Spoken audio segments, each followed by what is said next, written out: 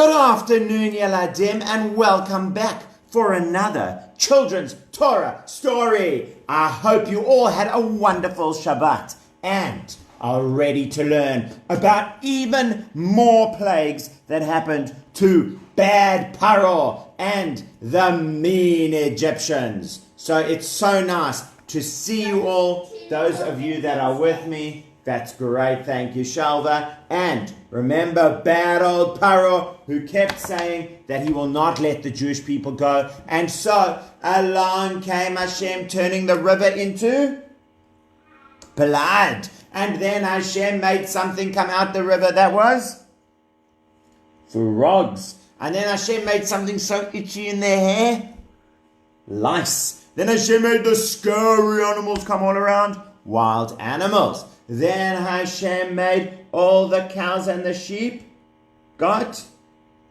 sick and achoo. And then Hashem made the boils. They threw up the ash into the air, and Hashem made boils come over the whole land of Egypt, make sore for all the Egyptians. And then Moshe said, this time will be the worst plague. And even though we all thought the worst plague was the plague of the firstborn, which is coming later, that's plague number 10, actually Hashem said this will also be the worst plague. That's plague number 7, which is the hail.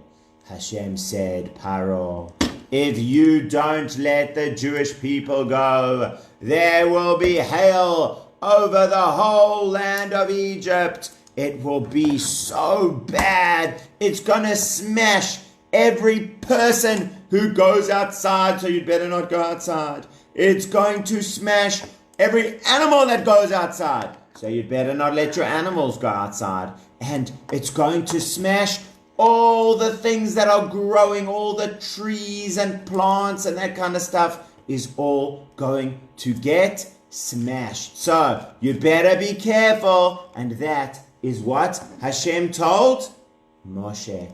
And then Moshe went to tell Paro, and Moshe said, Paro, you better watch out. It's going to be so bad. It's going to be so bad. And Paro said, well, Paro said, no, I don't care. And so Moshe said, okay. And Moshe held out his stick up to the sky. The stick went up to the sky, and suddenly clouds came over. Clouds came over everywhere, and those clouds started getting heavier and heavier. And some people said, Hashem was telling the truth. There is going to be hail. Let's quickly go and hide inside. Let's quickly go and bring all the animals inside. That's what some people said. And other people said, I'm not worried about it. Moshe's just joking. Do you think Moshe was just joking, Yeladim?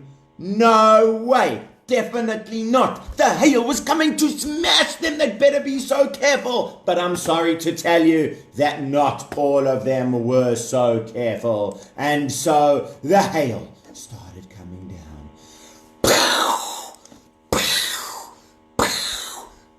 These hailstones were huge. They were like, put out your hand. Put out your fist. Do you think they were as big as that? I think they were maybe even bigger. Put 2 fists together. Probably even as big as that, or maybe even go like this, the size of your head. Maybe these hailstones were even as big as your head. I'm not sure exactly how big it was, but they were so huge. Whatever they would hit, they would just smash it. And not all the Egyptians listened. And so a lot of people, I'm sorry to tell you, had their animals and their trees and everything was getting smashed. And it was so scary because there was the noise and the thunder and the lightning. And nobody knew what it was going to do. And Paro called Moshe, and Paro called Moshe and Aaron, and he said, please help me. I was wrong. I did a bad thing. Can you believe this, Yeladim, what Paro said? We've never heard Paro say anything like this before. Paro said, I was wrong. I did something bad. Well, I must say, Paro, I'm really proud of you for saying that. Good, Paro. Good, Paro, for saying that. Paro, you said I was wrong and I did something bad. I sinned to Hashem, says Paro. Well done, Paro. You know, that was exactly what I wanted to hear. That you were wrong for being so mean to the Jewish people, that you were wrong for not listening to Hashem, and now you understand, and now you will be good to the Jewish people, and you will let them go. And Paro said, I promise I will let the Jewish people go. Please, go and ask Hashem to stop the hail, and then I will let you go, because I'm so scared of the hail, says Paro. It's noisy and it's scary and it makes big smashes everywhere. I'm sorry, I was wrong. Well, good, Paro, for saying that. And of course Moshe will go and ask Hashem. So Moshe went outside of the city and he lifted up his arms and he said, please Hashem, help stop the hail. And suddenly, no more hail. Calm as can be. No problem. No hail for anyone. It was just so great. So that was what Hashem said. That was what Moshe came back and said to Paro. There you go, Paro. No more hail. Now you'll let us all go, right? And Paro said, no, I was just joking. Paro, naughty Paro, I want to give you a smack on the head. How could Paro do something like that? That is so terrible. Paro, you said, I'm really sorry, I will let the Jewish people go. But he actually didn't. Well, do you know what Hashem said now? Hashem said, Paro, this was your last chance. Because up till now, I was letting you make your own decisions. If you wanted to let the Jewish people go, you could let the Jewish people go. If you said that they must stay, fine, I'll wait for the next plague. But now, Hashem is doing something different. Now, Hashem, come closer, Yeladim, while I tell you what Hashem's doing now. Come closer, come closer. What Hashem's doing now is, Hashem says to Paro, Paro, now you're not going to have a choice. I am going to make your heart hard. I'm going to make it that you can't let the Jewish people go even if you want to. It's not even going to be up to you. Even if you would love to let the Jewish people go, you're going to hear yourself say, no, no, no. Hashem's going to stop Paro being able to choose. Isn't that a terrible thing if you can't choose anymore? But that was because Paro did was so bad. Paro realized what was right and wrong. Paro knew Hashem was right. Paro knew he did the wrong thing. And still, he turned around afterwards and said, I'm just joking. Oi, oi, oi. Paro, my boy, not good at all. So then Hashem says, now Paro, now comes the next plague. Yeladim, do any of you know what the next plague is going to be? What comes after the hail? Locusts is next. And so Hashem said, Moshe, I want you to go back and talk to Paro. But this time, it's not to try to convince him. This time, it's not to try to say, oh, please, Paro, will you let the Jewish people go? Because I'm going to make Paro say no, says Hashem. Now on, I'm making Paro say no until the end. But you know what I am going to do? I want you all to see the amazing things that Hashem can do. Hashem is in charge of the whole world. Hashem can do anything. And Hashem is going to help the Jewish people whether Paro wants it or not. And so there were lots of trees that were destroyed from the hail, but there were some that were still around. And so Moshe came and he said, Paro, if Hashem brings these locusts, they are going to come and gobble up all the food that's left over. Now, I don't know, Yeladim, if you've ever seen locusts. Tell me, have you seen locusts? Locusts are normally like this big. They're not the biggest. They're like this big and they're like green or yellow or brown. But they eat the same amount as themselves every single day. And do you know how many locusts there are? There can be not hundreds, not thousands, not millions, billions. As many people as there are in the whole world put together, that's how many locusts there can be in one city. Shalva, please help me bring some cucumber for them. Shalva's going to come get for you right now, okay? So, the locusts are going to come and gobble everything up. And, okay, that's fine. The locusts are going to come and gobble everything up. They're going to eat the same amount as themselves every single day. There can be billions of locusts together. That's so many locusts you can't even believe. And that is what is going to happen, Paro, if you don't let the Jewish people go. Well, this time, Moshe didn't even stop to wait to hear what Paro would say. Moshe said, and so you're getting all the locusts. Bye, Paro. Have fun. Enjoy the locusts, eating all the food in Egypt. Bye. And off he went. And Paro didn't know what to do. But Paro's friends went to talk to him. And Paro's friends said, Paro, I think you should let the Jewish people go, actually. I don't think you should keep them around because they're going to destroy the whole land of Egypt. Just let them go. Please, oh please, Paro. This wasn't the Jewish people saying it. This was Paro's Egyptian friends saying, please, oh please, Paro, call them back so that the Jewish people can go free. Well, that is what they did. That is what Paro did. He said, Moshe, Aaron, please come back.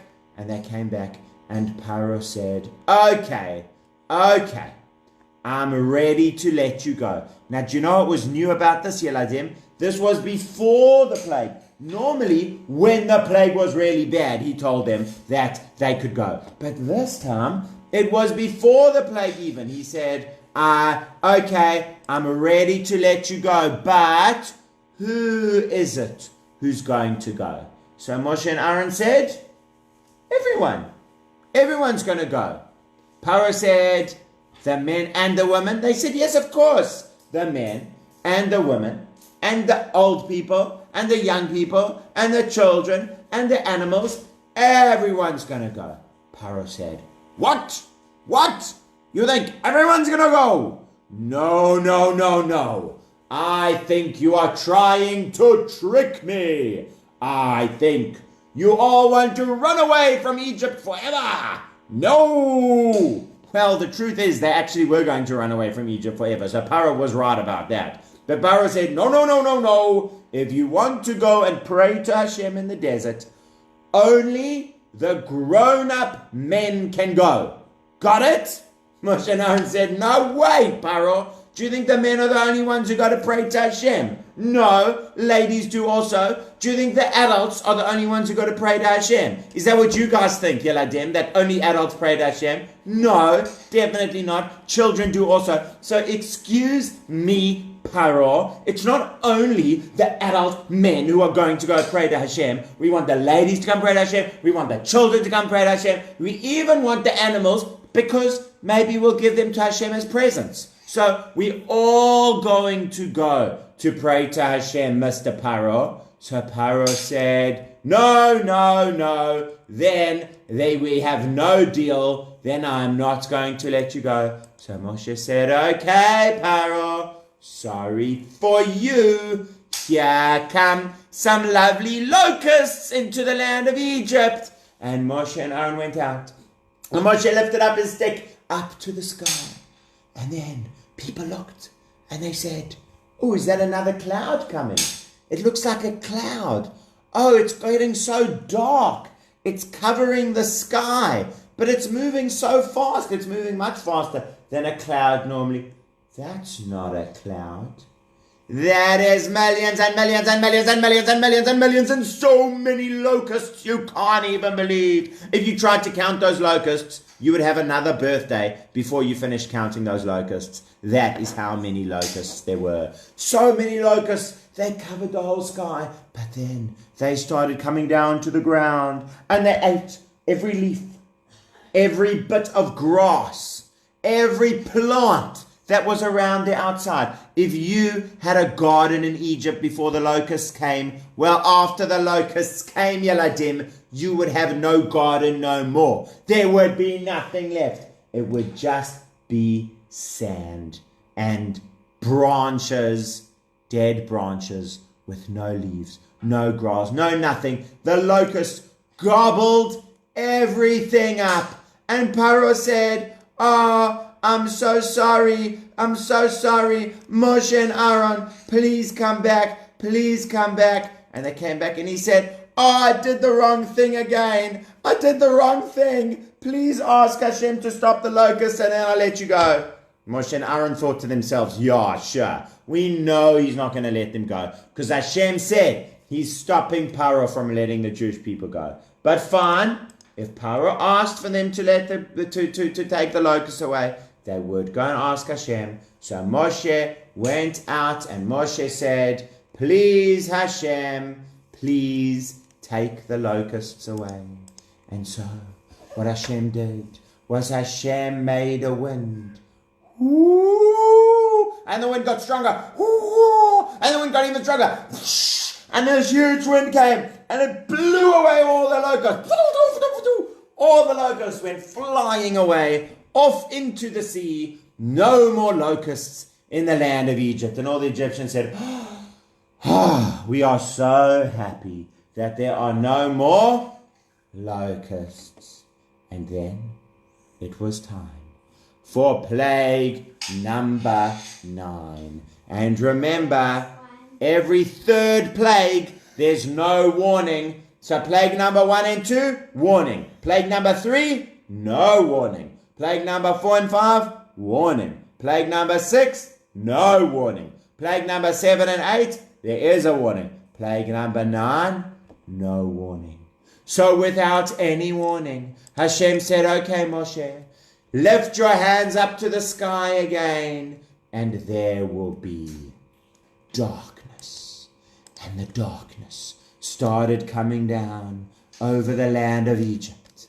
And suddenly, the Egyptians couldn't see anything. They were bumping into each other in the dark. The Jewish people could all see, but if the Egyptians wanted something, imagine this is an Egyptian family having dinner together. So one of them says, I will pick up my piece of bread and eat it. So he picks up to start eating it. And his child says, ow, that's my hand, Daddy. That's not the bread. He bit his child's hand instead of biting the bread because he couldn't see. And then he said, okay, I'm going to use my fork. I'm going to get some cucumber. And then he goes, boom, with the cucumber. And the dog goes, ow, because he stabbed the dog with the fork. He hit the dog with the fork instead of the cucumber because he didn't know what it was. And then he said to his wife, okay, let's go and wash the dishes. But instead of washing the dishes, they were washing their pets in the sink and they splashed water all over them. It was crazy what happened with the darkness. But then things got even worse. Do you want to know how things got worse, Yeladim? Even worse than the plague of darkness that they couldn't see anything, were making mistakes all over the place. Because now the darkness got thick. So thick, they couldn't even move. Frozen in place. I can't move. I can't go anywhere. The dark is too thick. Well, do you want to know what happened with that thick darkness, Yeladim? Do you want to know? I also want to know. But we're out of time for today. I'm going to have to tell you tomorrow. That's it. Don't worry. Come back tomorrow. I'll tell you more about the darkness. Thanks for watching with me. See you soon. Bye.